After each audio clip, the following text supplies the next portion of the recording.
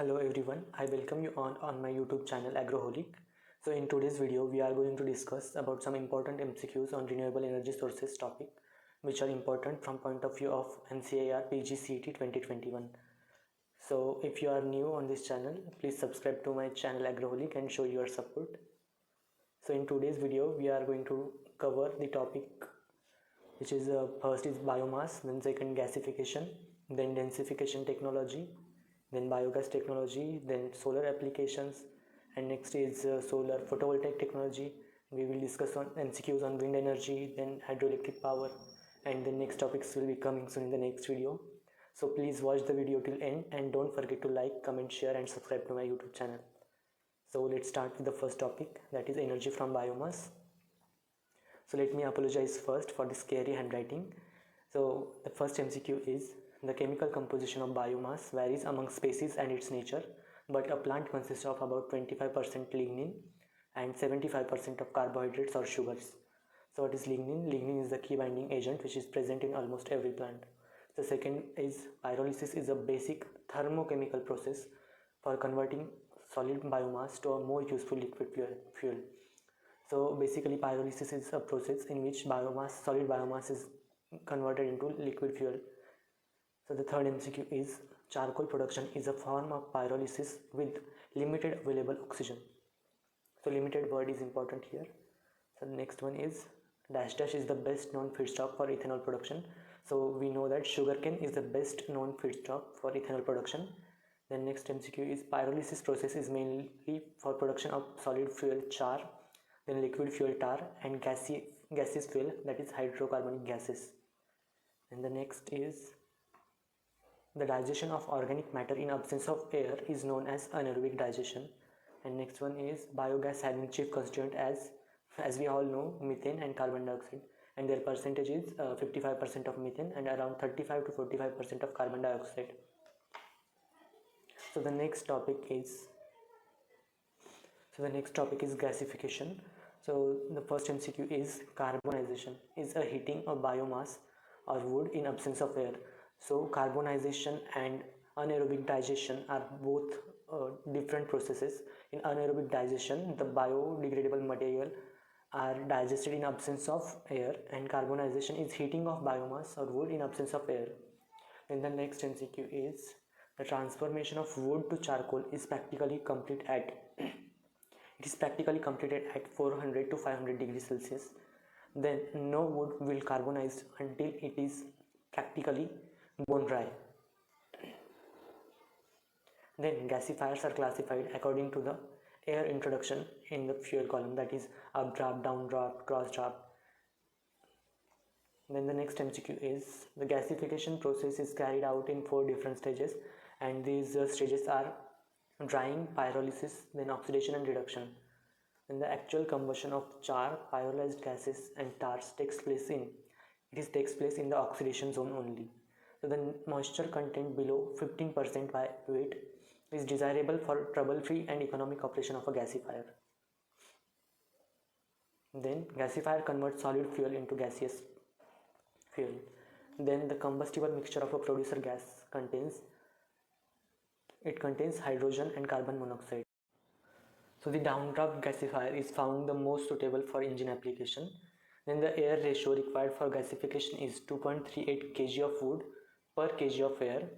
Then the principal production in the reduction zone is carbon monoxide. Then the calorific value of producer gas on the weight basis is 5506 kJ per Newton meter cube. Then the next topic is densification technology.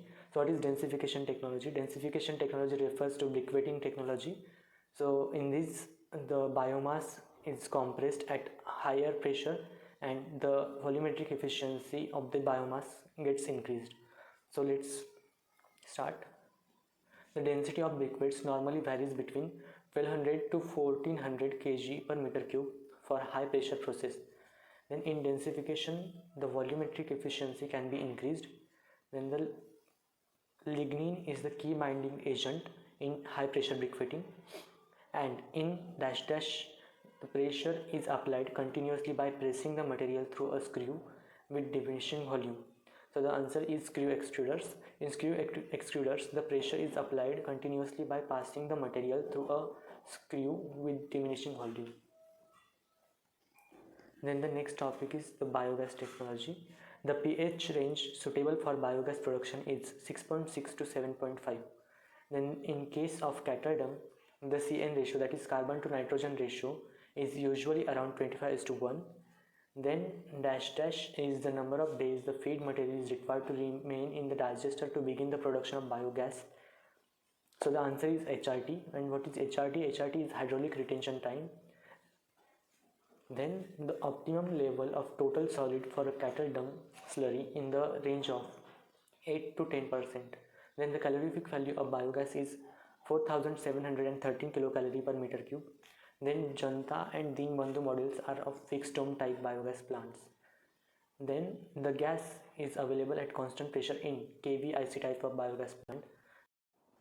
Then the calorific value of biogas at 60% of methane is 4713 kilocalorie per meter cube. Then the constant gas pressure is available in floating drum type of biogas plant. Then now we are going to discuss MCQs on solar application. So the liquid flat plate collectors are generally used for hot water at temperature less than 100 degrees Celsius. So in dish type solar cooker, the temperature achieved at the bottom of the vessel is around 350 to 450 degrees Celsius. In dish type solar cooker is having a thermal efficiency of around 40%. Then insulation is provided for minimizing the heat losses.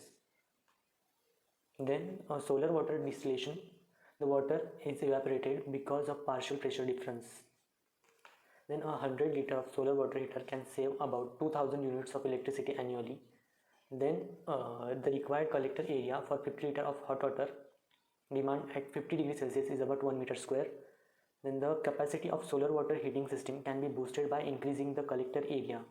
Then the orientation of solar appliances is generally south facing.